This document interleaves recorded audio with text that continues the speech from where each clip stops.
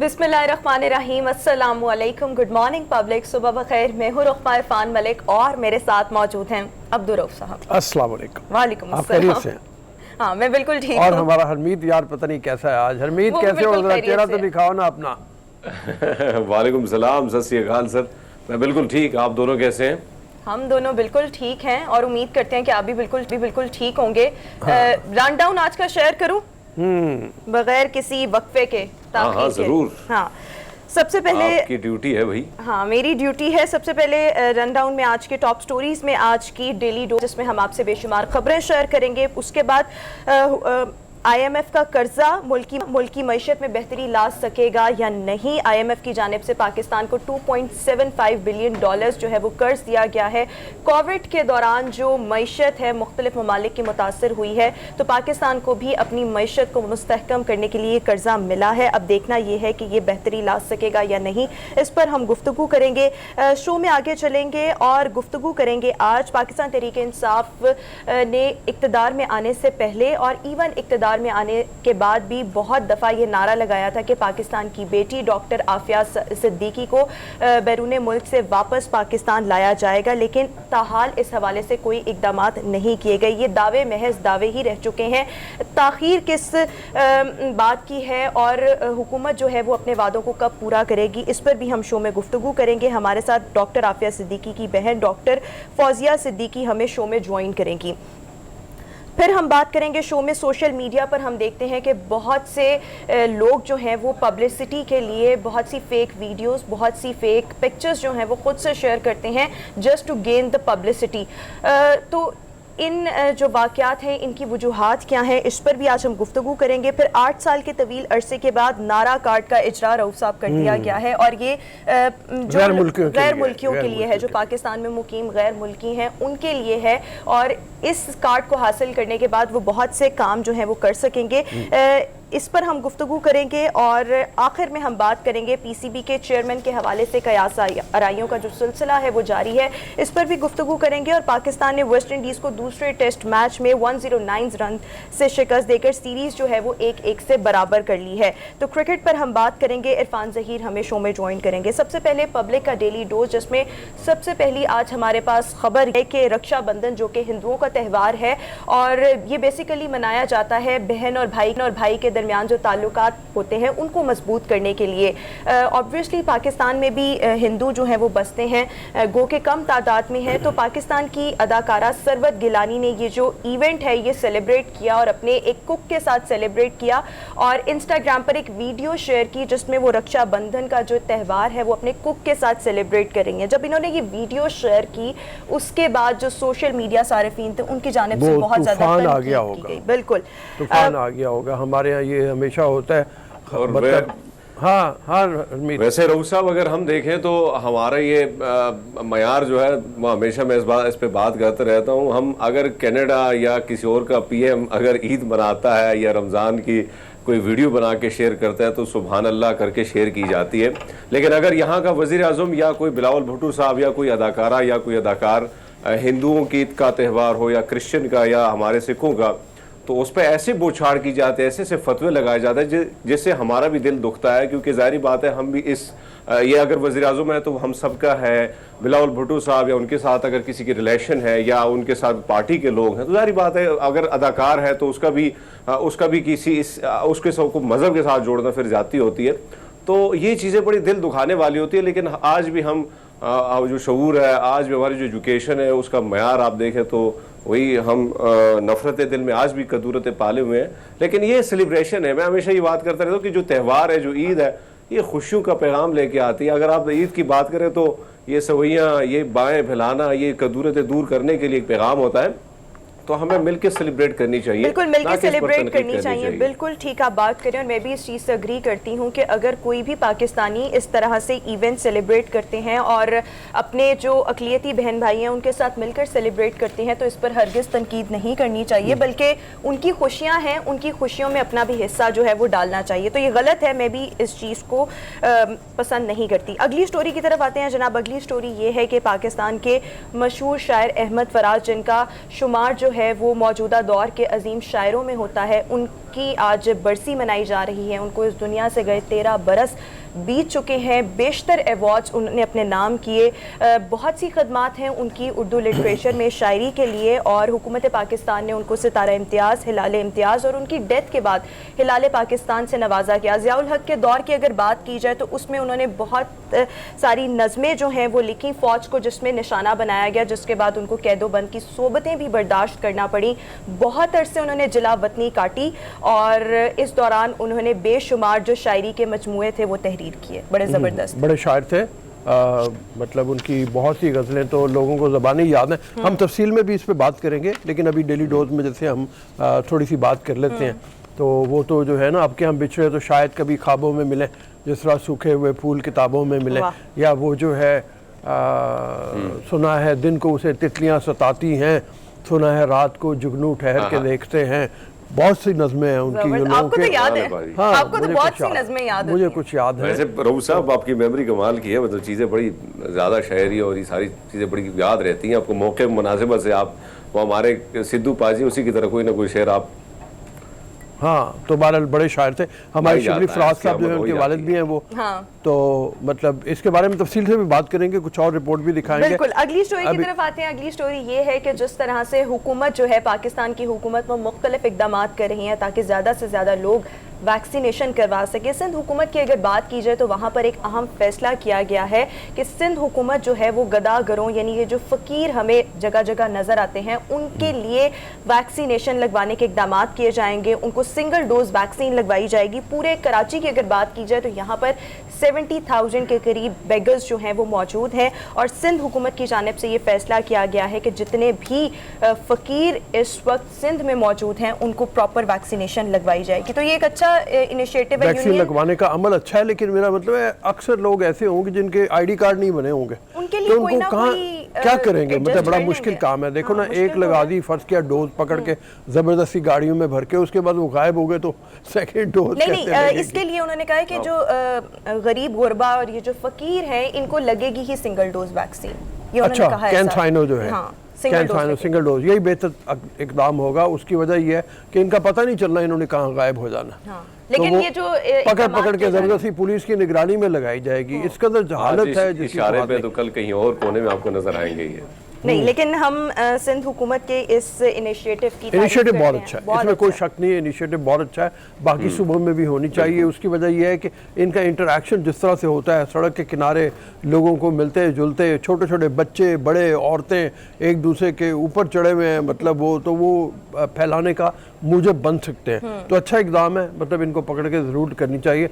बल्कि एक उसी में इनका चेकअप भी हो जाना चाहिए कि कितने ऐसे हैं जिनके वो कह रहे हैं मेरा बाजू नहीं है और बाजू अंदर घुसा है और वो उन्होंने किया, जो माजूर बने हुए जाली माजूर जो है ना, वो भी हो जाना चाहिए, उनको पकड़ा जाना चाहिए। बिल्कुल ठीक हो गया।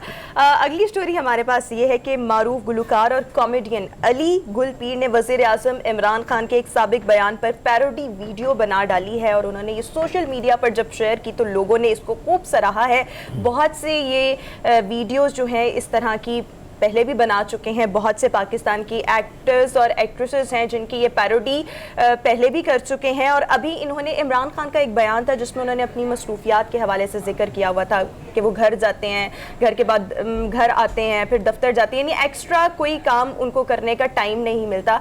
तो इसी तरह की इसी बयान पर लेकर उन्होंने एक पैरोडी वीडियो बनाई है। तो पहले चलकर ज़रा ये वीडियो देखते हैं कि किस तरह की ये वीडियो है। जनाब, ये तो थे अली गुलपीर और बड़ी ज़बरदस्त इन्होंने पैरोडी किया। अच्छे लग रहे हैं और कोई फ़र्क नहीं लग रहा है इमरान खान साहब और इनके दरमियान, अगर हम शक्ल ना देखें तो। बिल्कुल बिल्कुल ऐसे ही है। अगली क्या है जी हमारे पास? अगली ये है कि मोहम्मद राशिद नसीम ने पाकिस्तान के लिए 70वां आलमी रिकॉर्ड जो है वो बनाया है, और इनका रिकॉर्ड ये है कि इन्होंने अखरोट जो है 315 अखरोट उनको अपनी कोहनी के साथ तोड़ा है। इससे पहले ये जो रिकॉर्ड था वो भारत के एक शख्स ने बनाया था जिनका नाम सजीद कुमार था, और इन्होंने 279 अखरोट जो थे वो तोड़े थे। लेकिन अब जो पाकिस्तानी ये जो नौजवान है इन्होंने 315 अखरोट को अपनी कोहनी से तोड़ा है। पता नहीं है कोहनी से ये कुछ अर्से के लिए मुझे मिल सकते हैं? क्यों? आपने मेरे घर में कुछ अखरोट को दे गया, टूट नहीं रहा। अच्छा, तो मतलब कोहनी से कैसे टूट सकते हैं? ऐसे वो जैसे ईंटें टूटती हैं इनके मसल्स इतने स्ट्रांग हाँ, मतलब ये तो एक जैसे जूडो कराटे के वो मुख्तलिफ वो होते हैं ना, स्टाइल होते हैं, उसमें लोग ईंटें तोड़ देते हैं, 8-8 ईंटें रख के उसको कोनी से तोड़ देते हैं, हाथ की जब से तोड़ देते हैं, देखिए किस तरह से बर्फ का तोड़े। पूरा ओह पूरा। माय गॉड, कितने मजे की ये वीडियो है। हरमीत को अगर नजर आ रही है तो हरमीत देखिए कितनी बड़ी तेजी के साथ तोड़ रहे हैं, बाजी लगे हैं, जबरदस्त टूटते भी जा रहे हैं, अमेजिंग। हथौड़े से ज्यादा तेज वार लग रहे हैं। देखें आप, अगर वीडियो में अगर आप देखें तो बड़े कमाल का वो है कि कैसे तोड़ रहा है और कैसे आगे गुजर रहा है। टेक्निक जो है ये बड़ी जबरदस्त है। हरमीत, आपका तो ताल्लुक सवात से है, वहां पर बड़े अखरोट पाए जाते हैं, आपने कभी तोड़े हैं अखरोट? बिल्कुल इसी तरह तोड़े हैं? नहीं, नहीं ऐसे नहीं तोड़े होंगे। बड़ा मुश्किल काम है, लेकिन हाँ वैसे दूसरों की तरफ से तोड़े हैं बहुत ज्यादा।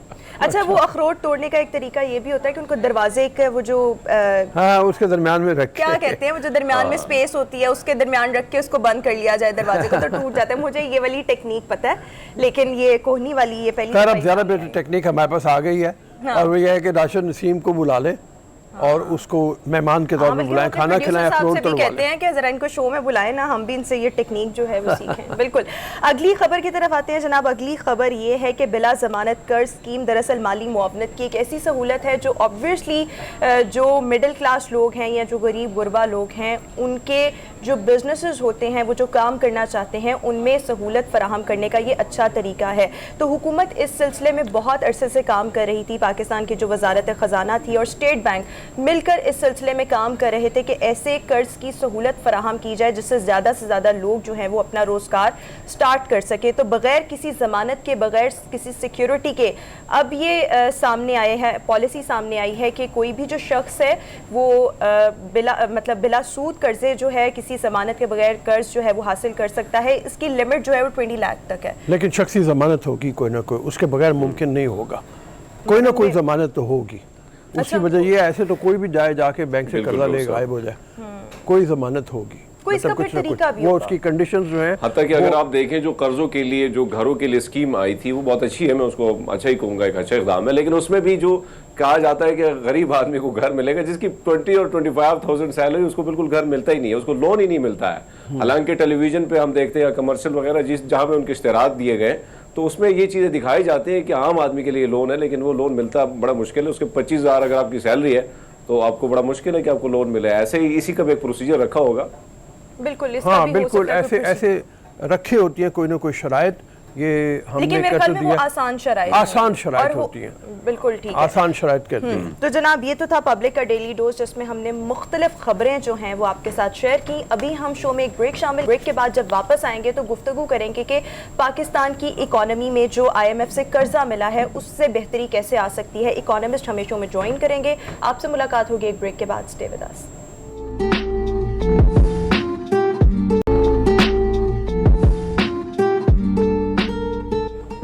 ब्रेक के बाद एक बार फिर से शो में आपको खुशामदीद कहेंगे। नाजरीन, देखने में आ रहा है कि जब से कोविड आया है पूरी दुनिया की मईशत जो है, इकॉनमी जो है वो बहुत ज़्यादा मुतासर हुई है। इवन तरक्की याफ्ता ममालिक को देखें तो उनकी भी इकॉनमी बहुत ज़्यादा मुतासर हुई। सिमिलरली अगर पाकिस्तान की हम सिचुएशन को देखें तो पाकिस्तान में भी बहुत से कारोबार मुतासर हुए, मईशत बहुत ज़्यादा मुतासर हुई, बहुत से कारोबार बंद हो गए।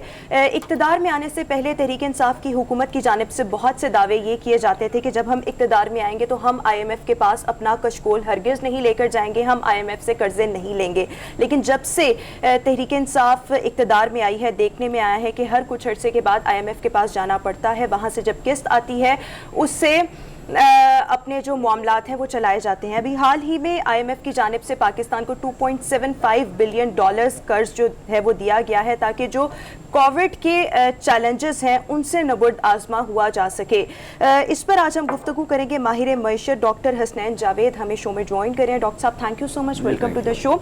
एक तो तहरीक इंसाफ के दावे थे, वो तो दावे ही रह गए, उनको तो एक साइड पर रख दें। लेकिन जो अभी हमें हाल ही में कर्जा मिला है $2.75 बिलियन का कोविड के चैलेंजेस से निपटने के लिए, आपको लगता है कि इससे पाकिस्तान की मईशत जो है वो थोड़ी बेहतरी की तरफ आ सकती है? इम्पॉर्टेंट बात तो ये है कि ये दावा सिर्फ दावा नहीं था। आपने देखा होगा 3 साल पहले से लेकर अब तक कोशिश की गई कि IMF की तरफ ना जाया जाए। 8 महीने तक IMF तक नहीं गया। उसके बाद से जो है वो IMF ने जो पैकेज अनाउंस किया उसके बाद से भी IMF का वो पैकेज उन्होंने वहाँ पे कुछ अरसे के लिए स्टैग्नेंट ग्रोथ के साथ रोक दिया। अच्छा, वो सस्पेंड हुआ, सस्पेंड होने के बाद दोबारा से उसको रिलीज़ किया गया और वो भी हमें हाफ मिला और हाफ पे फिर रोक लिया गया। और जब शौकत तरीन साहब रीसेंट बजट के अंदर अगर आप देखते हैं तो उसके अंदर दोबारा से उन्होंने निगोशिएशन या रीनिगोशिएशन के लिए कहा और कहा कि हम अपनी आसान शराइत के ऊपर देखेंगे, हम अपने आप को गिरवी नहीं रखेंगे, हम रीएलोकेशन जो आप रखना चाहते हैं या मुख्तलिफ सेक्टर्स में जो आप हमें देना चाहते हैं हम आसान अक़सात के ऊपर देंगे। एक तो आप इस चीज़ को, इस अमर को मान लें कि आप थर्ड वर्ल्ड कंट्रीज़ में से हैं, आप फर्स्ट वर्ल्ड कंट्रीज़ नहीं हैं। आप IMF के अंदर से हट भी जाएं तो आपके पास चाइना, जर्मनी, जापान और जो डेवलप्ड कंट्रीज़ हैं वो साथ में हैं। तो इस दफ़ा जो आप कह रहे हैं इसको SDR कहते हैं। जो SDR है वो आपके जो स्पेशल ड्राइंग रिजर्व्स हैं या स्पेशल ड्राइंग राइट्स होते हैं वो IMF का एक अलग पैकेज है। उसके अंदर total 650 billion special drawing rights के अंदर से जो ब्रेकअप बना वो 2.7 का पाकिस्तान को बनता है। इसके अंदर से जो बाकी जो जाएंगे वो लोअर इनकम ब्रैकेट्स को और लोअर इनकम ग्रुप्स को जाएंगे। अब सवाल आपका ये हुआ कि पाकिस्तान तहरीक इंसाफ ने बड़े बुलंद बांग दावे किए। देखिए, दावों से तो बात अलग है। आपके पास तकरीबन 480 प्लस का जो है आपका डेट पड़ता है, 800 अरब रुपए रोज़ाना आपका डेट देना है और उसके बावजूद आपके सारे मामला चलने हैं।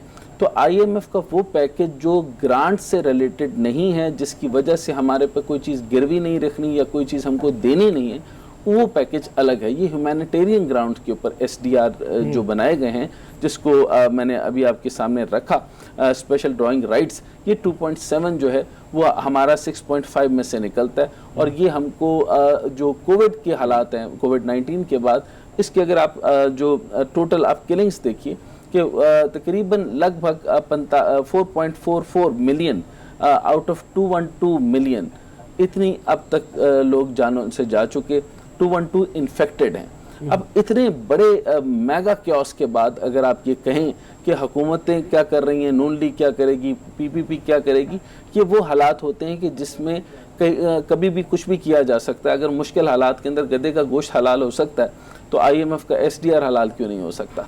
सो द पॉइंट इज कि it is very much important कि SDR को समझें। SDR जो है वो बग़ैर शराइत के दिया गया, अनकंडीशनल। सो अनकंडीशनल का जब हम लफ्ज़ इस्तेमाल करते हैं तो वो रेवेन्यू एक्सपेंशन भी हो सकती है, उसके अंदर हम सस्टेनेबल डेवलपमेंट भी कर सकते हैं, हम इकोनॉमिक ग्रोथ पे भी लगा सकते हैं, स्मॉल एंड एंटरप्राइज की मद में भी लगा सकते हैं। बहरहाल कहने का मकसद मजमूई तौर पे ये है कि हम इकोनॉमिक अपलिफ्ट करेंगे इससे, लेकिन ये पैकेज जो है अनकंडीशनल है। और कंडीशनल और अनकंडीशनल में फ़र्क ये होता है कि जो आप पूछना भी चाहेंगे और जो आपके जहनों में भी होता है कि अब वो हमारे पास सैंक्शन लगाएंगे क्योंकि तालिबान मैटर आपके सामने है, अफ़गानिस्तान समझ में आता है, इधर से इंडिया और रॉ का मामला शुरू हो रहा है, उधर रशिया और चाइना का सिलसिला शुरू है। तो शायद आप समझते होंगे कि ये 2.7 ऐसे टाइम पर दिया जा रहा है कि शायद अमेरिका इससे हमसे कुछ और काम करवाना चाहता है। लेकिन it is very much clear, मैं दोबारा कह रहा हूँ कि ये अनकंडीशनल है, इसको SDR कहते हैं और SDR के अंदर कोई कंडीशनैलिटी नहीं। ठीक है, ये तो अनकंडीशनल हो गया, लेकिन ये देखा गया है माजी में भी कि IMF के पास जब हुकूमत गई है उसके बाद महंगाई का एक तूफान लाजमी आता है। अनकंडीशनल इस हवाले से भी है कि कोई जो कीमतें हैं चीज़ों की, अशया खुर्दोनोश की, पेट्रोलियम मसनूआत की, वो बढ़ेंगी नहीं, इस पर भी ये इसी पे तो मैं अर्ज कर रहा हूँ कि अभी तो वो निगोशिएबल है। अभी तो शौकत तरीन साहब ने इसको अनाउंस ही नहीं किया कि हमारी अभी तक कोई IMF के साथ कोई डील बनी भी है या नहीं बनी। ये तो 2.7 मैंने बताया कि 650 बिलियन जो स्पेशल ड्राइंग राइट्स है उसमें से दिया गया, कंप्लीटली जो अनकंडीशनल है वो इसलिए कि इसके ऊपर कोई चीज़ भी लागू नहीं होगी। ये सिर्फ उन डेवलपिंग कंट्रीज़ के लिए जो कि इस मुसीबत में हैं, थर्ड वर्ल्ड कंट्रीज़ में से हैं और लोग जानों से जा रहे हैं ह्यूमैनिटेरियन ग्राउंड्स के अंदर। इसकी अगर तारीखी तौर पे अगर थोड़ा सा अगर आप देखें, क्योंकि लोग आम तौर पे तारीख नहीं देखते और उसके अंदर पढ़ते नहीं, उसमें अगर आप ये देखें कि इंडिया ने अपोज किया था SDR को। इंडिया ने इस दफ़ा भी अपोज किया तो आपने उनकी किलिंग्स की तादाद देख ली। आपने ये देखना होता है ह्यूमैनिटेरियन ग्राउंड्स के ऊपर कि आप कर्ज जो ले रहे होते हैं वो किस चीज़ के लिए ले रहे हैं। अब ये सिर्फ ह्यूमैनिटेरियन ग्राउंड्स के ऊपर है कि किलिंग्स को रोका जाए। इसके लिए लेना क्या है, आपने वैक्सीनेशंस लेनी है, हमने वैक्सीनेशंस के ऊपर रिसर्च करनी है, हमारी टेस्टिंग लैब्स बनेगी और इससे रिलेटेड जितनी जॉब्स गई हैं उससे इकोनॉमिक अपलिफ्ट होगा। और ज़्यादातर ये जो पैकेज होगा वो SMEs डेवलपमेंट पे लगेगा, और ये 2.7 का कुछ भी हमको जो है वो देना, या हमने किसी चीज़ की बात माननी, या हमें कोई इंस्ट्रक्शन डिक्टेशन नहीं लेना होगी। ठीक है, मैं जो पढ़ रहा था उसके तहत ये आम लोगों के लिए समझने के लिए कर दें कि अगर आप ये समझ रहे हैं कि अब इसके बाद बिजली महंगी होगी तो फिलहाल नहीं होगी। जी बिल्कुल, ऐसी कोई चीज़ नहीं है। दूसरी बात यह है कि इसको हम कर्जे की वापसी के लिए भी इस्तेमाल कर सकते हैं अपनी अकसाद के, मतलब जो IMF की उसमें कंडीशन में पढ़ा था कि कर्जे आप अगर ये जो आपने ये बहुत इंपॉर्टेंट बात की, जैसे अनकंडीशनैलिटी जब आ जाती है तो उसमें यह है कि जैसे मैंने कहा कि आप हर वो काम कर सकते हैं, मसलन अगर आप अपने ऊपर लगाना चाहते हैं, कर्जे की वापसी करना चाहते हैं, मुख्तलिफ और मुल्कों के अंदर इन्वेस्टमेंट करना चाहते हैं,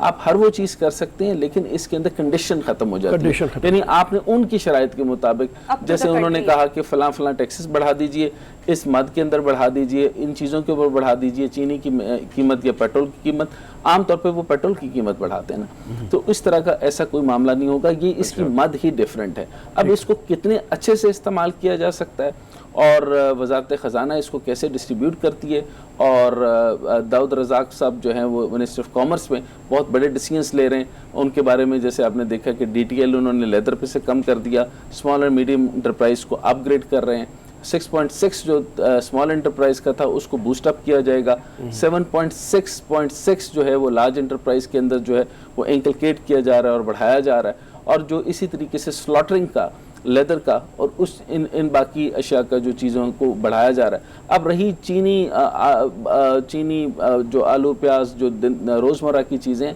इनकी कीमतों के ऊपर इफ़ेक्ट, ये पुराना इफ़ेक्ट है और अभी तक निगोशिएशन के अंदर मैं बताऊं अभी IMF के साथ ऐसा कोई मामला दरपेश नहीं आया, और ये मामला जो है वो जो इसको ख़त्म कर दिया था अमेरिका ने, और बल्कि IMF ने ड्राइंग राइट के तौर के ऊपर बहुत बड़ी अपोजिशन दी कि वहाँ पे ये ना दिया जाए। लेकिन ये सिर्फ इनके अंदर ये एक मुल्क नहीं है, ये US, Japan, China, Germany, France, UK, Italy, India, Russia, Brazil, Canada, Saudi Arabia मुख्तलिफ रेशोज़ के साथ जो हैं ये इसके अंदर अपने ड्राइंग राइट्स रखते हैं। चुनांचे ये उन जो अंडर डेवलपिंग कंट्रीज़ हैं उनके लिए एक इम्पॉर्टेंट चीज़ है जिसके अंदर ये डेवलपमेंटल स्कीम डेवलप की गई है। ठीक है जी हरमीत। अच्छा, डॉक्टर साहब से पूछना चाह रहा हूँ कि अगर हम देखें कि हम ऐसे कई ममालिक के पड़ोस, आस पड़ोस में भी हम अगर देखें तो IMF के पास एक दफ़ा 2 दफ़ा वो गए लेकिन उसके बाद वो नहीं गए, क्या वजूहात है, कहाँ कोताहियाँ, कहाँ कमज़ोरियाँ हमारी कि हम मुसलसल उनकी तरफ जाते हैं, और नज़रें भी हमारी वही होती है कि भैया आपने उधार देना है तो हमारा मुल्क चल जाएगा वरना हंसी भूख से मर जाएंगे। ये हालात कैसे सुधरेंगे सर? आवाज़ कम होने के बावजूद जो मैं समझ सका, आपने कहा कि 2 दफ़ा गए, बिल्कुल ठीक है। बांग्लादेश भी 1 दफ़ा गया, 2 दफ़ा गया, श्रीलंका तकरीबन सबसे छोटा मुल्क होने के बावजूद 1 दफ़ा गया, इंडिया भी 2 दफ़ा गया, पाकिस्तान 22 दफ़ा जा चुका। अच्छा, टोटल यानी इसको 6 में कहते हैं, लेकिन जो सब्सटेंशियल मामलात होते हैं, इसको सेग्रीगेटेड मामलात के अंदर कहें तो ये तकरीबन 22 दफ़ा गया। इसके अंदर आप यकीनी तौर पे समझ जाए कि पिछली हुकूमतों की कंप्लीट नाअहली है इसमें, और इसके अंदर उन रिसोर्सेज को सही तरीके से एलोकेट नहीं किया गया। हर जगह जहाँ लगना चाहिए था, जहाँ इकोनॉमिक अपलिफ्ट होनी चाहिए था, जहाँ इंडस्ट्रियलाइजेशन होनी चाहिए थी, वहाँ नहीं लगाया गया। देखिए जी, 3 तरह की चीज़ें होती हैं, एक लार्ज स्केल मैन्युफैक्चरिंग होती है, एक SMEs होता है, और तीसरा लेवल पे स्लॉटरिंग होती है। हमने स्लॉटरिंग को भी माइनस किया, हमारी खालें वेस्टेज में जाती रही, और आपने रीसेंट टाइम में देखा वो 0.94 सिर्फ हमें इंकलकेट करके देता रहा। स्मॉल एंटरप्राइज को 84 प्लस पे होना चाहिए था, ये 6.6 पर आ रहा है सिर्फ। कितनी बड़ी ज्यादती है कि आपका स्मॉल एंड मीडियम एंटरप्राइज इतना नीचे जा चुका है। तो मुझे ये बताइए कि ये जो आपके 400 ख़ानदान थे, 400 ख़ानदान जो थे वो बड़े इन्वेस्टर थे, और वो बड़ा इन्वेस्टर जो है वो पूरा बैंकिंग चैनल जो है वो बैंकिंग चैनल सिर्फ और सिर्फ कर्जा जात भी उन 400 बड़े ख़ानदानों को देता है, और अब तक भी वही बड़े ख़ानदानों को दिया जा रहा है। शौकत तरीन साहब ने इसके ऊपर सख्त स्टेटमेंट दिए, और उन्होंने कहा कि ये बैंकिंग चैनल को रिवाइव किया जाए, और उन्होंने वो खुद थे जिन्होंने पहली दफ़ा प्राइवेटाइज भी किया था एक बैंक को, और अब वो दोबारा से मुख्तलिफ जो तकरीबन जितने पब्लिक सेक्टर्स हैं उनको दोबारा से प्राइवेटाइज करने या मर्जर एक्विजिशन की तरफ जा रहे हैं, ताकि हमें कर्ज़ों के बोझ से कम हो और IMF की तरफ हम ना जा सकें।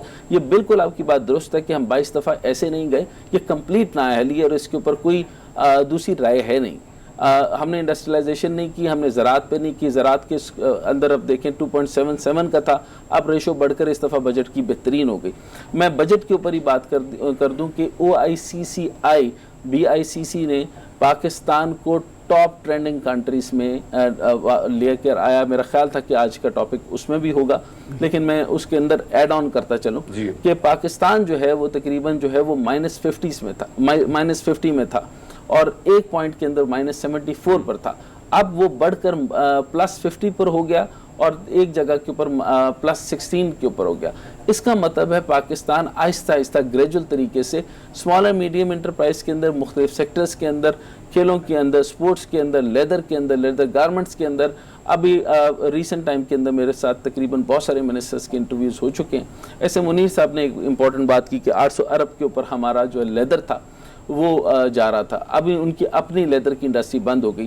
कराची के अंदर तकरीबन 1 करोड़ से की आबादी, अब पूरे मुल्क की आबादी बनती है। अगर आप उस पूरे मुल्क की आबादी को एलोकेट करें तो उसके अंदर जो लेदर के अंदर सिर्फ पानी लगता है वो इतना बड़ा यूनिट पर कॉस्ट करता है। फिर बिजली जो है तकरीबन 7 से 5 रुपए से 8 रुपए कॉस्ट करनी चाहिए, वो 15 से 20 रुपए कॉस्ट करती है। इस तरीके से पर यूनिट कॉस्ट भी अगर निकालें तो हमारी कॉस्ट ऑफ प्रोडक्शन इतनी ज़्यादा हो चुकी है कि हमें फिर कर्जा जात लेने पड़ते हैं। तो स्मॉल एंटरप्राइज के लोगों को तो कर्जा जात मिलते ही नहीं है। केस स्टडी के तौर पर 50 लाख के ऊपर 25,000। जी ठीक है डॉक्टर साहब, यहाँ पर आपसे एक आखिरी सवाल, वक्त बहुत हमारे पास कम है, कि ये जो अभी हमें कर्ज मिला है $2.75 बिलियन का, आपकी क्या एक्सपेक्टेशंस हैं? ये पैसे जो हैं वो कहाँ पर यूटिलाइज होंगे, हो सकते हैं? देखें जी, इतने ज़्यादा इनिशिएटिव हैं इसके अंदर। अब मैं अगर न्यूट्रल बात करूं और आप भी जाकर देख लीजिए कि बहुत सारी ऐसी स्कीम्स हैं जो कभी पहले टच नहीं की गई थी स्मॉल एंड मीडियम इंटरप्राइज के अंदर, और क्लाइमेटिकल चेंजेस के ऊपर, बाकी मामलात के अंदर वज़ीर आज़म ने हाउसिंग स्कीम के ऊपर और ख़ास तौर पे बैंकों को हदायत की गई है कि स्मॉल एंड मीडियम इंटरप्राइज को कर्जा जात दिया जाए। इनको आप इस चैनल, बैंकिंग चैनल के थ्रू जब इसको चैनलाइज करके मॉर्गेज के ऊपर लाया जाएगा तो ये अमाउंट सेफ भी रहेगा, रिजर्व भी आएगा और रिटर्न भी आएगा। आज ही मतलब ये था कि 20 लाख तक के कर्जे दिए जाएंगे लोगों को। Exactly. तो वो भी इसी का इनिशिएटिव है। उसी का इनिशिएटिव ये, उसके अंदर मुख्तलिफ जितने बड़े इनिशिएटिव्स हैं जो कि नए इनिशिएटिव्स दिए गए हैं। आपने देखा होगा कि जो SMEs के अंदर छोटे सरमायाकारों को जो कर्जे देने और बगैर वजह के देने और उनके अंदर से जो रिवर्सल्स आएंगे वो उसके अंदर यूजेज होगा उसका इंशाल्लाह। ठीक है सर, हमारे पास वक्त 13 मिनट्स सोचे थे, 15 मिनट्स हो गए हैं, लेकिन ये टॉपिक ऐसा है कि इस पर मजीद भी डिस्कशन हो सकती है, लेकिन आज के बस इतना ही हम डिस्कस कर सके। बहुत बहुत शुक्रिया। हसनैन जावेद साहब हमारे साथ मौजूद थे। अभी जो IMF की तरफ से कर्ज मिला है वो अनकंडीशनल है और आम लोगों के लिए ये अनाउंसमेंट है कि इसके बाद महंगाई का कोई तूफान नहीं आने वाला, कीमतें जो हैं वो अपनी इंटैक्ट रहेंगी, हुकूमत कीमतें नहीं बढ़ाएगी। अभी हम शो में एक ब्रेक शामिल करेंगे। एक ब्रेक के बाद जब वापस आएंगे तो डॉक्टर आफिया सिद्दीकी का केस हम आपके साथ डिस्कस करेंगे। Stay with us.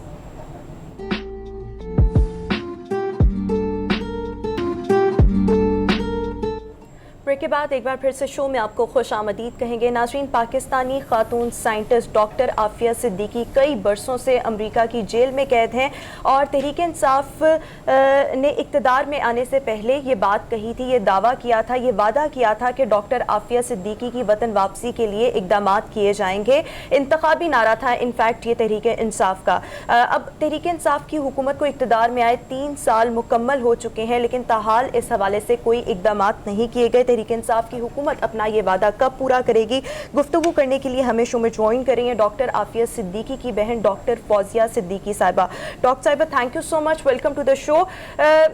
हमने देखा कि इक़्तिदार में आने से पहले तहरीक इंसाफ ने बहुत से ऐसे वादे किए थे जिन पर अभी तक तहरीक इंसाफ हुकूमत ने कोई इक़दाम नहीं किए। इन्हीं में से ये एक वादा ये भी था कि डॉक्टर आफिया सिद्दीकी की वतन वापसी जो है उसको यकीनी बनाया जाएगा, इक़दाम किए जाएंगे। 3 साल गुजरने को हैं, आपके ख्याल में तहरीक इंसाफ हुकूमत ने कोई इक़दाम किए और अभी तक हमें रिजल्ट्स नहीं मिल रहे, या इस हवाले से कोई इनिशिएटिव लिया ही नहीं गया था हाल? शुक्रिया बहुत बहुत Arisha, thank you so much for having me on your show. और यकीनन ये बात सोचने की भी है कि हमारे सियासतदान, मतलब हम लोग सब, एटलीस्ट मैं तो इमरान खान साहब को समझती थी कि ये बिल्कुल डिफरेंट है और ये इक़्तिदार में आके इक़्तिदार की हवस में या ऐसे झूठे वादे सिर्फ इक़्तिदार हासिल करने के लिए नहीं करेंगे, बल्कि जो ये कहेंगे ये करके भी दिखाएंगे। लेकिन पता नहीं क्या है इस कुर्सी में कि जब आ जाते हैं और कुर्सी पे बैठ जाते हैं तो सब कुछ भूल जाते हैं और अपने साथियों के बैंक अकाउंट बस बढ़ाने की एक ट्रेंड चल जाए। बहरहाल रहा आफिया का किस्सा, तो आफिया का ये है कि डेवलपमेंट तहरीक इंसाफ की हुकूमत आने से पहले हमें आफिया से बात करा दी जाती थी और हमारे काउंसिल जनरल जब जाके मिलते थे तो वो फौरन रिपोर्ट हमें देते थे, हमारे साथ शेयर करती थी जो भी खातून जाए एम्बेसी से, चूंकि काउंसिलर एक्सेस तो 24/7 कैदी को होता है जेनेवा कन्वेंशन के तहत, तो वो सब हमसे शेयर करते थे।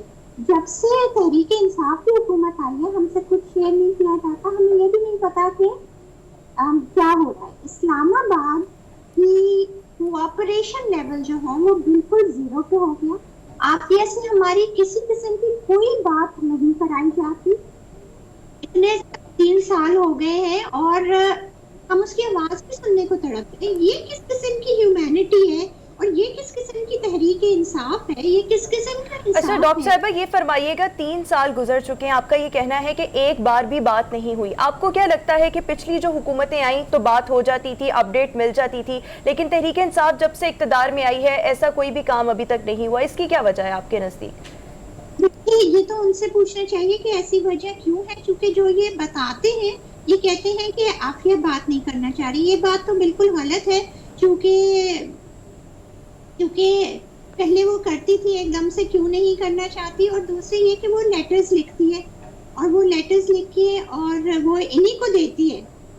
अब तो उसकी बात ये कि इस्लामाबाद वाले हमसे शेयर नहीं करते, आफिया ने उसकी अम्मी के नाम, उसकी बहन के नाम। अच्छा डॉक्टर साहब, अगर हम देखें इस्लामाबाद हाई कोर्ट ने इसको जो वजारत खारजा की जानिब से रिपोर्ट दी गई तो उसको गैर तसल्ली बख्श करार दिया था। इसके साथ साथ अगर हम बात करें केस के हवाले से, तो केस क्या उसी तरह वही 4 साल पहले जो हम देखते थे जो खड़ा है उसी तरह ही है क्या? कोई इसमें कोई पेशरफ नहीं हो रही? अगर हम देखें जो डॉक्टर आफिया सिद्दीकी के साथ जो दीगर कैदी थे उन पे भी बड़े बड़े मुकदमात थे, वो रिहा हो चुके हैं, लेकिन हमारे इस केस के हवाले से क्यों पेशरफ नहीं हो रही है? क्या वजूहात है, कहाँ कमजोरियां हैं? देखिए मुझे बताया जाता है कि अमेरिका की तरफ से रुकावट इतनी नहीं है जितनी रुकावट पाकिस्तान की तरफ से और इस्लामाबाद की तरफ से। और हमें जो थोड़ी बहुत खैरियत पता लग जाती है वो ये कि काउंसिल जनरल जो है इस वक्त टेक्सास में, तो वो अम्मी को कॉल करते हैं और तसल्ली देते हैं और बताते हैं। और ये कि अब एक वकील मरवा एल-बेली आफिया को रिप्रेजेंट करने के लिए आफिया से मुलाकात हुई है उनकी, तो उससे हमें अपडेट्स मिली है और उसी के थ्रू और काउंसिल जनरल की इनकी कोशिशों के थ्रू आफिया का लेटर भी हमको मिला है। डॉक्टर फौजिया ये बताइए कि पहले तो ये होता था कि हुकूमत नहीं तो अपोजिशन के लीडरान की तरफ से, जैसे इमरान खान जब अपोजिशन में थे तो बहुत बात करते थे, यहाँ पे भी नून लीग हो गई, पीपल्स पार्टी हो गई, इवन जमात इस्लामी हो गई, काफ़ी अर्से से कोई सुनने में नहीं आ रहा, कोई जिक्र नहीं करता, इसकी क्या वजह है? ये ऑलरेडी इनको मौका मिल चुका है, अब ये किस मुंह से बोलेंगे? ये आफिया को क्यों नहीं लाए? इनको पूरा मौका मिला था। नवाज शरीफ साहब के पास तो बाकायदा लेटर आया था प्रेसिडेंशियल पार्डन का, जब प्रेसिडेंट ओबामा जा रहे थे तो उन्होंने तो खुली आम माफी का ऐलान किया था ना, जो मदर्स हो और जिन्होंने कत्ल नहीं किया हो। तो आफिया मदर भी है और उसने कोई कत्ल नहीं किया, तो उसका लेकिन इन्होंने साइन नहीं किया। ठीक है, अच्छा ठीक है, 3 साल गुजरने को है। इंतखाबी नारा था ये तहरीक इंसाफ का कि वो डॉक्टर या सिद्दीकी की वतन वापसी के लिए इकदाम किए जाएंगे, लेकिन ताहाल इस हवाले से कोई इकदाम नहीं किए गए। डॉक्टर फौजिया सिद्दीकी हमारे साथ मौजूद थी, बहुत शुक्रिया डॉक्टर फौजिया सिद्दीकी आपके वक्त का। हम अपने इस प्लेटफॉर्म से यही गवर्नमेंट से अपील करते हैं कि जो उन्होंने वादा किया था उस हवाले से इकदाम। मैं सिर्फ एक बात वही जानना चाह रहा था, जब कोई अपोजिशन गवर्नमेंट में नहीं होती, गवर्नमेंट में आके बावजूद बोलने से माजूरी उनकी होती है, क्योंकि केस जो बनाया गया है अमेरिका में इसके डॉक्टर आफिया के ऊपर, वो केस बड़ा स्ट्रॉन्ग है, तो वो केस जो जिस तरह का है उसकी डिटेल लोगों को मालूम है। जब वो जाता है तो मतलब ज़ाहिर है पता है कि उस केस की बदौलत रिहाई मुमकिन नहीं है, ये कोई और डिप्लोमेटिक ज़राए इस्तेमाल करने पड़ेंगे, वो अनफॉर्चुनेटली हो नहीं रहा। देखना यह है कि आने वाले वक्त में क्या सिचुएशन बनती है, और डॉक्टर फौजिया सिद्दीकी के मुताबिक जो भी रुकावट है वो तहरीक इंसाफ की हुकूमत की जानिब से। अभी हम शो में एक ब्रेक शामिल करेंगे, एक ब्रेक के बाद वापस आएंगे। ब्रेक के बाद एक बार फिर से शो में आपको खुश आमदीद कहेंगे। नाज़रीन, चूँकि आजकल सोशल मीडिया का दौर है और मुआशरे के हर तबके के हर फ़र्द की एक्सेस में सोशल मीडिया है, इंटरनेट है, मोबाइल फ़ोन है, और सोशल मीडिया से जितनी जल्दी जो इंफॉर्मेशन ट्रेवल करती है इतना क्विकेस्ट वे कोई और है नहीं।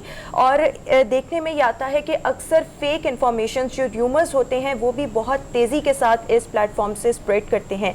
ऐसे में बहुत से लोग सोशल मीडिया का सहारा लेते हैं अपने एक्सप्रेशंस को, अपने डिफरेंट जो चीज़ें हैं, अपने तासुरात को एक्सप्रेस किया जाता है, पोस्ट लगाई जाती हैं, लेकिन साथ ही में ऐसे बहुत से लोग देखने में आते हैं जो कि फेक पोस्ट का, फेक वीडियोस का सहारा लेते हैं और इसके ज़रिए उनको एक पब्लिसिटी चाहिए होती है। तो ये जो वाक़यात हैं ये बहुत ज़्यादा बढ़ रहे हैं, इनकी वजूहात क्या हैं? Social media expert Javeria Siddique हमें शो में ज्वाइन कर रही हैं। अस्सलाम वालेकुम जवेरिया। वालेकुम अस्सलाम। जवेरिया, ये हमने हाल ही में देखा है कि जब से सोशल मीडिया का इस्तेमाल बहुत ज़्यादा बढ़ा है, लोगों में ये शौक़ बहुत ज़्यादा आ गया है कि ख़ुद से ही अपनी जो फेक चीज़ें हैं, फेक वीडियोस हैं, वो वायरल करते हैं ताकि उनको पब्लिसिटी मिले। मेरे नज़दीक ये तो है चीप पब्लिसिटी है, सस्ती शोहरत आप जिसको कह सकते हैं, लेकिन लोग ऐसा करते क्यों हैं आपके ख्याल में? कोई साइकोलॉजिकल डिसऑर्डर है, इन्फीरियरिटी कॉम्प्लेक्स होता है, किसी का मुकाबला करना चाहते हैं किसी सेलिब्रिटी का? आपके ख्याल में क्या वजूहात हैं ऐसे वाक़यात की? एक्चुअली यूथ जो है आजकल वो मेहनत से कतरा रही है और वो शॉर्टकट ढूंढते हैं। मैंने इस हवाले से आर्टिकल में लिखा था कि हमारे मुल्क में 2-3 ये ऐप्स जो हैं, एक तो ये म्यूजिक सिंगिंग वाली ऐप जिसपे डांस करके लोग जो हैं ज़ूमाइनी जुमलों के साथ वीडियोस अपलोड करते हैं, इसको बैन होना चाहिए दोनों को, टिकटॉक और स्नैक वीडियो को। और दूसरा जो मैंने कहा था कि एक गेम है पबजी, इसको बैन होना चाहिए। अब लोग क्या करते हैं कि वो बजाय ऐसे शोबों की तरफ आए जहाँ पे मेहनत करके और डिग्री लेकर आया जाता है, अब वो ये करते हैं कि वो छोटा सा क्लिप बनाते हैं, कोई भी वीडियो बनाते हैं, डबिंग करते हैं, गाना गाते हैं और उनको शोहरत भी मिल जाती है, उनको बहुत सारी फैन फॉलोइंग भी मिल जाती है, क्योंकि उन्हें देखने वाले लोग भी लाखों में हैं। अगर बनाने वाले लोग बहुत ज्यादा तादाद में मौजूद हैं तो देखने वाले लोग भी बहुत ज्यादा तादाद में मौजूद हैं। मैं अगर अभी कोई इखलाकियात के ऊपर वीडियो डाल दूं तो मेरा ख्याल में उसमें यूट्यूब के ऊपर 500-600 व्यूज होंगे, फेसबुक पे 9,000 आ जाएंगे, ट्विटर पे क्योंकि मेरी बहुत ज्यादा फॉलोइंग है तो वहाँ चले लाख लोग देख जाएंगे। लेकिन उसके मुकाबले में अगर आप यूट्यूब का कंटेंट देखें तो जितनी मुकरबुल इखलाक चीज होगी या जितनी जूम आईनी चीज होगी, और टिकटॉक का भी यही हाल है, उतनी ज्यादा आप उसमें लाखों में व्यूज देखेंगे। और जहाँ आप ट्रेंडिंग पैनल देखते हैं ना तमाम ऐप्स का, उस पर आप ये देख लें कि पाकिस्तान में सबसे ज्यादा ऊपर वो चीज होती है जो जितनी जूम आईनी होती है। जवेरिया, इसका मतलब ये है, जो आपकी बात का मतलब ये है वो ये है कि अगर जो बनाने वाले हैं वो नफ्सियाती अमराज का शिकार हैं तो देखने वाले भी ज़्यादातर उसी तरह से कॉम्प्लेक्स में मुब्तला हैं या उनकी तालीमी सलाहियत अच्छी नहीं है। हम ये कह सकते हैं कि वो शोहरत के तालिब हैं। और दूसरी चीज ये है कि पैसा भी ऑफ कोर्स इन चीजों से अब लोग जो है वो कमा रहे हैं। अगर मोनेटाइज हो जाए तो फिर आपको पैसा मिलता है। तो ये 2 फैक्टर्स हैं जिसको लोग यूज करना चाह रहे हैं। एक तो पब्लिसिटी स्टंट आप कह सकते हैं और दूसरा पैसा कह सकते हैं। और फिर ज्यादा मेहनत भी नहीं करनी पड़ती, क्योंकि जिस तरह आप और मेरा शोबा है या मुख्तलिफ और शोबे हैं, जैसे साइंसदान है, डॉक्टर्स हैं, इसके लिए प्रॉपर डिग्रीज लेनी पड़ती है, मेहनत करनी पड़ती है। अब यहाँ पे क्या हो रहा है कि आपने कोई डिग्री ना भी ली हुई हो, आप तालीम याफ्ता नहीं भी हो, लेकिन आपके लाखों में फॉलोअर्स बन जाएंगे। और फिर उसके बाद ये लोग क्या करते हैं, मीटअप की कॉल्स भी देते हैं। मैंने ये एक अफसोसनाक चीज भी देखी है कि ये लोग अपना ऐलान कर देते हैं आज हम फलां जगह पे आ रहे हैं और फलां जगह पे आ रहे हैं, और उससे इनकी अपनी जान को भी खतरा हो सकता है, इनको एक नुकसान भी पहुंचा सकता है, क्योंकि इनके मद्दाज सिर्फ इनको पसंद नहीं करते, बहुत से इनके मद्दाज होते हैं वो इनके खिलाफ भी होते हैं और वो आकर इनकी पोस्ट के ऊपर मुख्तलिफ चीजें लिख रहे होते हैं और इनके बारे में अलग अलग चीजें लिख रहे होते हैं, और ये उसको भी पब्लिसिटी के तौर पर एंजॉय जवेरिया, ये तो हुई बात के सोशल मीडिया के जो साइड इफेक्ट है, लेकिन अगर हम बात करें खवातीन के हवाले से, खासकर खवातीन के हवाले से, क्या आप समझती हैं कि खवातीन, हमने देखा कि लास्ट रावलपिंडी में एक वाकया हुआ जिसमें खातून के साथ ज्यादती हुई, तो पुलिस स्टेशन में जाके उसने जब रिपोर्ट दर्ज कराई तो उस पर कोई कार्रवाई नहीं हुई। लड़की ने आके जाके वीडियो बनाई, उस हमने भी शेयर की, दीगर दोस्तों ने भी शेयर की, तब जाके मीडिया में भी ये बात है और पुलिस ने भी जाके उस पर एक्शन लिया। तो क्या आप समझती हैं कि सोशल मीडिया के आने के बाद कुछ खवातीन जो है वो मजबूत हुई हैं जब इस किस्म के वाकयात होते हैं? मुझे एक केस याद है लाहौर का, अस्मा अजीज का। मैंने सबसे पहले आवाज उठाई थी, उसकी जो है FIR दर्ज नहीं हो रही थी लाहौर में, और उसके शौहर ने उस पर तशद्दुद करके उसके बाल जो हैं वो नशे में धुत था तो सारे बाल उतार दिए थे सर से, और उसकी FIR दर्ज नहीं हो रही थी। तो किसी ने मुझसे शेयर की वीडियो और ये कहा कि आप प्लीज मेरा नाम मत लीजिएगा, ये वीडियो पोस्ट कर दें। जब मैंने वो वीडियो पोस्ट की तो उसके बाद फिर पंजाब हुकूमत ने उसको रिलीफ भी दिया, रेस्क्यू भी किया और FIR भी दर्ज हुई। तो जहां पर ये हमें बहुत ज्यादा स्ट्रेंथन कर रहा है कि हमें फॉर क्विक जस्टिस मिलता है। आप ये देखें, ट्विटर से खबर ब्रेक होती है, ट्विटर से खबर बनती है। अब ट्विटर इतना इंपॉर्टेंट मीडियम हो गया है पाकिस्तानी सियासत के लिए, मीडिया के लिए। ये मैं उन लोगों की टिकटॉक और उनकी बात नहीं कर रही, स्नैपचैट वालों की और उनकी, वो एक डिफरेंट आपको पता है कैटेगरी है। तो अब ये है कि जैसे ही लोग यहाँ पे कोई वीडियो पोस्ट करते हैं तो क्विक एक्शन होता है। हमारी जो ब्यूरोक्रेसी है वो भी इस पे मौजूद है, हमारी पुलिस भी मौजूद है, हुकूमत भी मौजूद है। तो उससे ये है कि जहाँ इसकी कुछ नेगेटिविटी मौजूद है इस हवाले से, वहाँ इसके हवाले से पॉजिटिव काम भी हो रहा है। ठीक है, thank you very much Javeria, बहुत मेहरबानी आपकी, शुक्रिया आपका। हम चलते हैं अहमद फराज की तरफ। अहमद फराज जैसे हमने पहले भी जिक्र किया था, बहुत बड़े शायर थे और मैं कुछ चीज़ें मैंने उनकी जैसे पढ़ी हुई हैं, देखी भी हुई हैं। उनकी वीडियो जो गज़लें हैं गाई बहुत गई हैं, बहुत पॉपुलैरिटी थी। एक ज़माना था कि लोग अपनी बगल में उनकी किताब थामे फिरा करते थे, उनका दीवान, उनकी शायरी के जो मजमूए थे उनसे ऑटोग्राफ लेने के लिए लंबी कतारें हुआ करती थी। अच्छा। हमने वो मंजर भी देखा हुआ है। तो जैसे वो है कि अब के हम बिछड़े तो शायद कभी ख्वाबों में मिलें, जिस तरह सूखे हुए फूल किताबों में मिलें, तो खुदा है न मेरा इश्क फरिश्तों जैसा, दोनों इंसान हैं तो क्यों इतने हिजाबों में मिलें। या जैसे अभी उसको दोबारा ज़िंदा कर दिया गज़ल को कि रंजिश सही दिल ही दुखाने के लिए आ फिर से मुझे छोड़ के जाने के लिए आ, जबरदस्त। पहले से मरासिम न सही फिर भी कभी तो रस्मों रहे दुनिया ही निभाने के लिए आ। तो चलते हैं, कोई देखते हैं इनकी चीज़ें। और सुना फिर तो आपने दिया, विजुअल्स के साथ भी विजुअल्स दोबारा के से साथ भी देखते हैं। देख लें। ब्रेक के बाद एक बार फिर से गुड मॉर्निंग पब्लिक में आपको खुशामदीद कहेंगे। नाज़रीन, 8 साल की तवील जद्दोजहद के बाद नारा कार्ड का इजरा हुआ है। बेसिकली ये कार्ड जो है वो नादरा कार्ड से डिफरेंट है और नारा कार्ड जो है वो नॉन पाकिस्तानीज़ जो पाकिस्तान में मुकीम है उनके लिए है, जिस कार्ड को बनवाने के बाद वो मुख्तलिफ सहूलियात से मुस्तफ़ीद हो सकेंगे। फॉर एग्ज़ाम्पल वो वैक्सीनेशन अपनी करवा सकते हैं इस कार्ड को हासिल करने के बाद। इसके साथ साथ अपने बच्चों के डिफरेंट स्कूल्स में एडमिशन करवा सकते हैं, जो कि पहले जो था काफ़ी ज़्यादा मुश्किल था, और साथ ही साथ अपने बैंक अकाउंट्स भी पाकिस्तान में खुलवा सकते हैं। इस पर बात करेंगे और साथ ही साथ एक और इशू जो है वो मंजर आम पर आ रहा है कि नादरा की जानिब से जाली शनाख्ती कार्ड जारी करने का भी इंकशाफ हुआ है। इस हवाले से कार्रवाई की गई है और मुख्तलिफ जो इसकी वजूहात हैं वो सामने आ रही हैं। गुफ्तगू करने के लिए हमें शो में ज्वाइन करें हैं ब्यूरो चीफ कराची काशिफ मुनीर। काशिफ, अस्सलाम वालेकुम।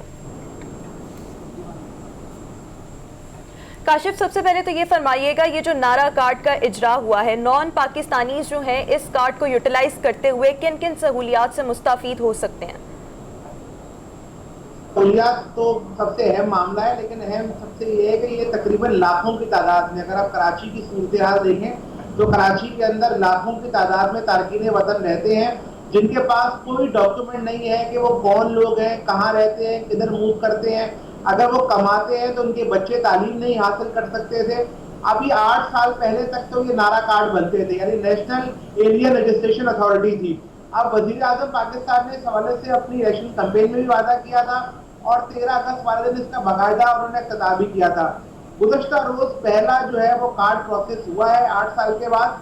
अब इस कार्ड के प्रोसेस होने के बाद सबसे अहम मामला ये है कि जो लाखों की तादाद में कराची में तारकीन वतन रहते हैं, अगर वो अच्छा कमाते थे, मैं आपको बहुत सारे लोगों की मिसाल दे सकता हूँ जो बर्गर लगाते हैं, बिरयानी बेचते हैं, अच्छा कमाते हैं, तो नहीं पढ़ा सकते थे क्योंकि उनका वो 9वीं क्लास के बाद जब बोर्ड के इम्तहानात होते थे ना उनका कोई डॉक्यूमेंट नहीं होता था कि वो अपने बच्चों को पढ़ा सके, ना वो बैंक अकाउंट खोल सकते थे। अच्छा, कोई अगर नौजवान 18 साल को क्रॉस कर जाता है तो कहीं ड्राइविंग नहीं कर सकता था क्योंकि उसको ड्राइविंग लाइसेंस नहीं मिलता था। तो एक लंबी फहरिस्त है, तवील फहरिस्त है।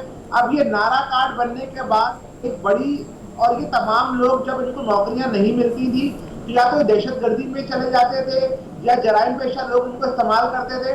अब ये लोग बाकायदा तौर पर, इनको सिर्फ वोट डालने का हक नहीं होगा, अब ये लोग जो है ना सिर्फ अपने बैंक अकाउंट खुलवाएंगे, अपने बच्चों को पढ़ाएंगे और ये एक तरह से इनको वो तमाम सहूलियत हासिल होगी जो एक शहरी को थी सिवाय वोट डालने के। तो ये बहुत अच्छा फैसला है जिसको बहाल कर दिया गया है और उम्मीद ये की जाती है कि लाखों की तादाद में जो लोग हैं जो कराची में रहते हैं जिनके पास कोई डॉक्यूमेंट नहीं है वो इस कार्ड से फायदा हासिल कर सकेंगे। काशिफ ये बताओ कि ये जो साथ में जाली कार्ड्स का मतलब जिक्र हो रहा है कि बेशुमार ऐसे कार्ड्स पकड़े गए जो जाली थे नादरा के, तो ज़रा उसके बारे में भी बताओ कि ये लोग भी वही हैं जो वहाँ पे फैले हुए कराची में मुख्तलिफ इलाकों में जो दूसरे मुल्कों से ताल्लुक़ रखते हैं और किसी तरीके से पैसे दे के बनवा लेते हैं कार्ड्स। मेरी इस हवाले से गुज़श्ता रोज जब मैं स्टोरी पे काम कर रहा था, नारा की स्टोरी पे, तो जो नादरा के काफ़ी पोजीशन में लोग हैं उनसे बात हुई है, तो आप हैरान होंगे कि कुछ दिन पहले FIA की जानिब से प्रेस कॉन्फ्रेंस की गई और बताया गया कि लाखों की तादाद में, यानी लाखों की तादाद से मतलब है कोई 30-40 लाख के करीब जो है शनाख्ती कार्ड जो है वो सस्पेक्ट के बनाए गए हैं। लेकिन इस हवाले से मेरी उनसे बात हुई तो उनका कहना था कि ये फिगर बहुत ज्यादा बताई गई है और इस हवाले से आइंदा 2 से 3 महीने में बाकायदा नादरा अपना जो है वो अभी वेटिंग कर रहा है, कितने लोग बने हैं कितने नहीं बने हैं। ये बात दुरुस्त है कि 29 की तादाद के करीब नादरा के अफसरान उठाए गए हैं, जिसमें डायरेक्टरान है, डिप्टी डायरेक्टर है, और इन लोगों ने जाली शनाख्ती कार्ड, यानी वो लोग जो तारकीन वतन थे, पाकिस्तानी नहीं थे, उनसे पैसे लेके उनको जो फैमिली ट्री में लोगों के डाला गया, पैसे लिए गए, लेकिन इतनी बड़ी तादाद नहीं है जितनी तादाद बड़ी FIA क्लेम करता है। लेकिन ये जैसे मैंने आपसे थोड़ी देर पहले बताया। अच्छा काशिफ, हमने जिस तरह आपने भी जिक्र की, हमने मुख्तलिफ इलाकों में देखा या हमारे जो महाजरीन आए थे अफगानिस्तान से उनके लिए भी जाली कार्ड जो है कई इंकिशाफात भी हुए, कई लोग पकड़े भी गए। अब अगर हम देखें कराची में भी सिचुएशन इस किस्म की है कि जब आप टोकन लेते हैं तो उसके लिए भी रिश्वत दी जा रही है। इसके साथ साथ अगर हम देखें जो वैक्सीनेशन के हवाले से जो सर्टिफिकेट थे उसके हवाले से भी पैसे दे के 4 और 3 हज़ार रुपए पे वो सर्टिफिकेट मिल रहा था। तो नारा ये जो एक नई चीज़ आई है, ये इकदाम तो बड़ा अच्छा है, लेकिन इसको शफाफ बनाने का अमल क्या लाएमल होगा इसके लिए, इसमें शफाफियत लाने के लिए? देखिए, जो नारा की जहाँ तक आप शफाफियत की बात कर रहे हैं, ये इसके अंदर आपको शनाख्ती कार्ड तो मिलेगा नहीं। इसके पहले आप 3 प्रोसेस समझ लें, यानी कि जो भी एलियन है उसको पहला कार्ड मिलेगा कि वो नेशनल एजेंसी जो है वो उसने आपको पहला कार्ड देगा जिसमें आप जो है एलियन तौर पर शामिल हो गए। उसके बाद आपको वर्क परमिट मिलेगा, यानी अगर आपने पाकिस्तान में काम करना है या कहीं नौकरी कर रहे हैं तो आपको पहले नारा का कार्ड मिलेगा, फिर आपको वर्क परमिट मिलेगा, और बच्चों के लिए आपको जुवेनाइल कार्ड मिलेगा। तो इसको काफी जगह पर इसकी वेटिंग रखी है ताकि कोई इसका गलत तौर पर इस्तेमाल ना कर सके। लेकिन अहम मामला जहाँ तक शनाख्ती कार्ड वाली बात का सवाल किया गया था, वो भी बड़ा अहम मामला है। यानी वो तमाम लोग जो नादरा के अंदर जिनका जो एक्सेस था, जो डाटा एंट्री तक था, उनको उन लोगों में शामिल किया गया जिनकी फैमिली के लोग या तो अल्लाह को प्यारे हो गए थे या उन्होंने गुज़श्ता कई अरसे से नादरा से राब्ता नहीं किया था, उनको फैमिली ट्री में शामिल कराया गया और उनसे लाखों रुपए लिए गए। अभी नादरा ने एक अच्छी स्कीम इंट्रोड्यूस कराई है कि आप अपनी फैमिली ट्री चेक करें ताकि कोई आपकी फैमिली ट्री के अंदर कोई एलियन तो नहीं आ गया है। लेकिन जो नादरा के अंदर डाटा जो एंट्री करते हैं वो बहुत तेज होते हैं, उनको मालूम होता है कि कितने सालों से किसी ने इस पर काम नहीं किया, कहाँ ठीक है कर सकते हैं, और ये लाखों रुपए का काम है। यानी कि इसको शफाफ बनाने के लिए भी इकदाम किए गए। शुक्रिया। अब ब्यूरो चीफ कराची काशिफ मुनीर साहब हमारे साथ मौजूद है। अभी प्रोग्राम में एक ब्रेक शामिल करेंगे, एक ब्रेक के बाद वापस आएंगे तो खेल और क्रिकेट पर बात करेंगे। इरफान ज़हीर हमें शो में ज्वाइन करेंगे।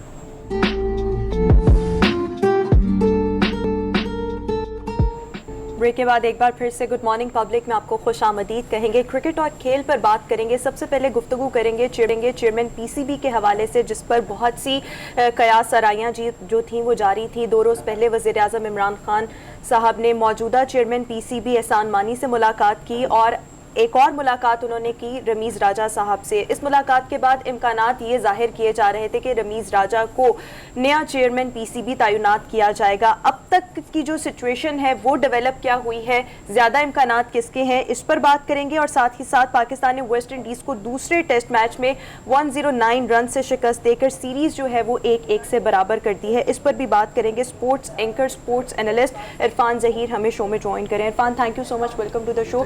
PCB के चेयरमैन के हवाले से तो बहुत से जो हम खबरें थे वो सुन रहे थे।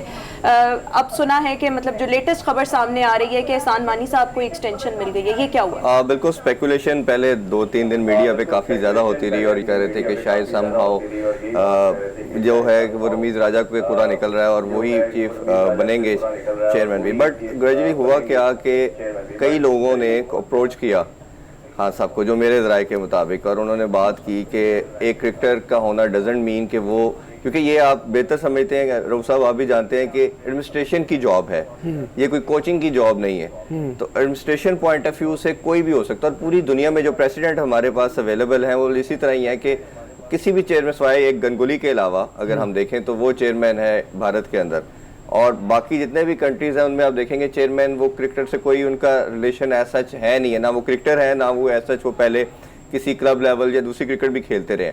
बट एक चीज उसमें जरूरी होती है कि क्रिकेट का उसको इंटरेस्ट होना बहुत जरूरी है उस बंदे को।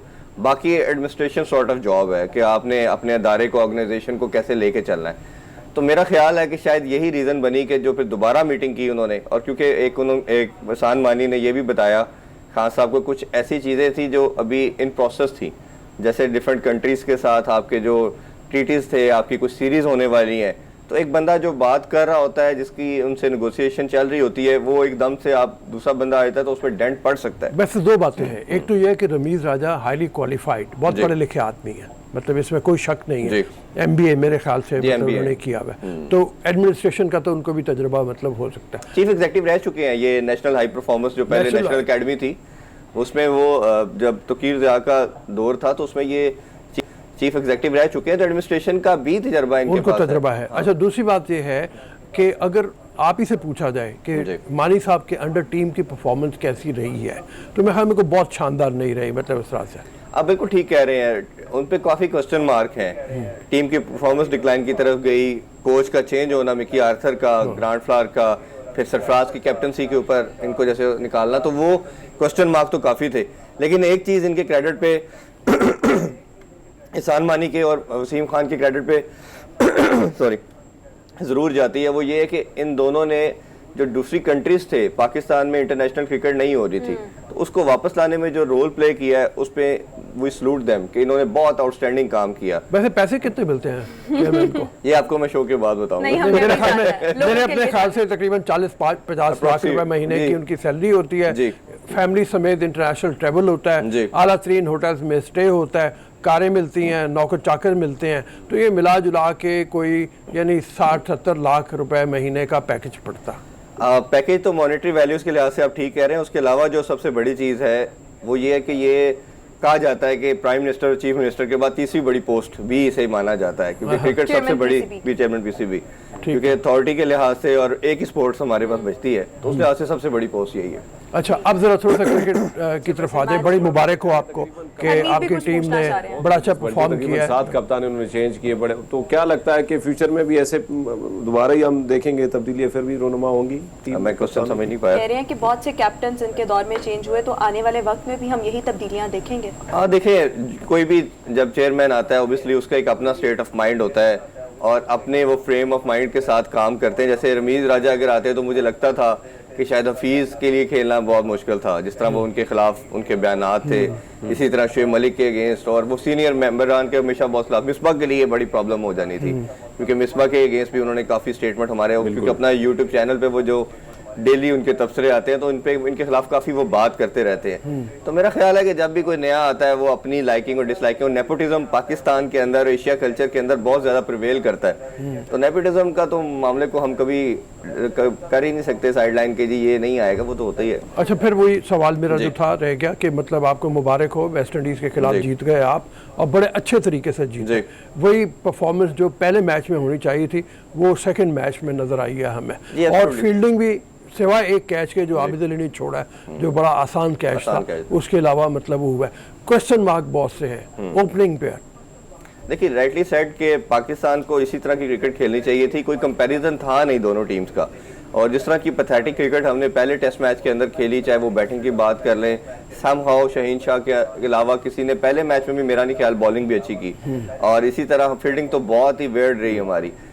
सारी चीज़ों पे एड्रेस किया सेकंड मैच के अंदर, सब ने जोर लगाया, बैट्समैन भी अच्छे खेले, बॉलिंग भी अच्छी की, फील्डिंग भी अच्छी की, बट एज यू सेड कि कई इस पे क्वेश्चन मार्क स्टिल अराइज होते हैं। ओपनिंग का मसला अपनी जगह परसिस्ट कर रहा है, फवाद के अलावा बाकी जो कुछ लोग हैं वो प्रॉपर कंसिस्टेंट परफॉर्मेंस नहीं दे रहे। जब हमने देखा कि अजहर अली भी नहीं कर पा रहा, नंबर 3 का स्लॉट भी कंटिन्यूसली वो फ्लॉप जा रहे हैं, ठीक है। इसी तरह बाबर का भी एक इशू इनका भी नजर आता है कि वो भी 50-60 करते हैं, टेस्ट मैच के अंदर 50-60 कुछ भी नहीं होता, कुछ भी नहीं होता। ठीक है, आपका जो मेन प्लेयर होता है, जैसे जो रूट की बात करें, विलियमसन की बात करें, तो ये जब खड़े होते हैं तो बड़ा शो करते हैं। तो यही एक बड़े प्लेयर के अंदर और एक ऑर्डिनरी प्लेयर के अंदर डिफरेंस आता है। अच्छा, वैसे ज़हीर ये टॉप ऑर्डर की जिस तरह रऊ साहब बात करें तो हम अगर देखें जो आबिद अली है 73 रन उन्होंने सीरीज में बनाए 18 की औसत से, इसके साथ में अगर बात करूं अजहर अली की तो 62 रन है, इमरान बाड 49 पे हैं, तो ये बहुत ज़्यादा कमजोरियां हम देख रहे हैं। साथ साथ अगर हम देखें शान मसूद को, वो भी बेचारे ऐसे ही बैठे हैं, आसिफ शफीक 11 साल का तजुर्बा लेके भैया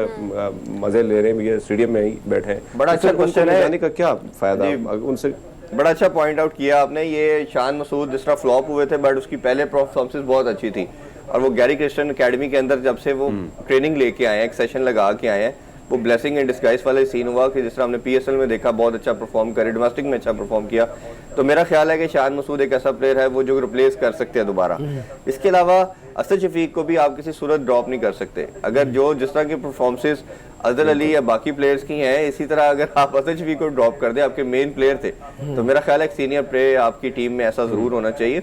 और बॉलिंग के अंदर भी हम थोड़ी बात कर लें तो उसमें हमने देखा कि शहीन शाह अफरीदी, जिस पे हमने बहुत क्रिटिसाइज किया क्योंकि ये चीज हम चाह रहे थे, और 2020 में बिल्कुल उस पर भी किया, इवन टेस्ट में भी वो इस तरह की परफॉर्मेंस नहीं दे पा रहे थे, न्यू बॉल से 1-2 आउट करते थे, लेकिन पुरानी बॉल के साथ भी आउट किए, न्यू बॉल के साथ भी आउट किए, टेल को भी आउट किया, जो एक पूरे मैच के अंदर उन्होंने जोर लगाया।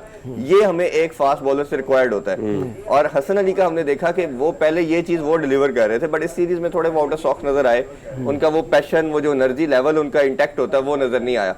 बट शहीन ने जो हम पूरा पाकिस्तान इनसे डिमांड करता था एज ए प्राइम बॉलर, जैसे इनको एक कैटेगरी भी मिली है सेंट्रल कॉन्ट्रैक्ट के अंदर, तो बहुत नेसेसिटी था कि इस तरह की परफॉर्मेंस दे, और मेरा ख्याल आउटस्टैंडिंग परफॉर्मेंस इन्होंने दी। विकेट्स उनकी कंडीशन के लिहाज से ऐसा कभी वेरिएबल बाउंस होता था, कभी ठीक होती थी, नहीं होता था, वो सारी सर्कमस्टांसेस को देखते हुए मेरा ख्याल है इन्होंने अपने कैरियर की बेस्ट बॉलिंग की है। इस आगे चल के तरफ देख लें, मतलब दौरे आने वाले हैं पाकिस्तान के, जो न्यूजीलैंड का एक है ख़ास तौर पे, उनकी टीम आजकल यहाँ पे आई हुई है एक्सपर्ट्स की देखने के लिए, सिक्योरिटी के इंतजामात के लिए। अफगान वाला तो शायद कैंसिल हो गया जी, अफगानिस्तान की जो सीरीज है वो तो पोस्टपोन कर दी गई है। पहले उसका था कि उनके प्लेयर्स के वीज़ा पाकिस्तान के लिए लगे थे, बट पीसीबी ने और प्लेयर्स ने कुछ डिमांड की कि हमारे लड़के बड़ा एक लंबा टूर करके आए हैं, और वो बड़े मेंटली अपसेट भी हो जाता क्योंकि बायोस्फीयर बबल में रहते हो, फैमिली से दूर, कोई एक्टिविटी नहीं होती, तो उस लिहाज से उन्होंने रिक्वेस्ट की, जिसमें अफगान बोर्ड ने भी एग्री किया। मोस्ट लाइकली ये नेक्स्ट ईयर सीरीज होगी, और क्योंकि इसके राइट्स अफगानिस्तान के पास है, उनकी ये बेसिकली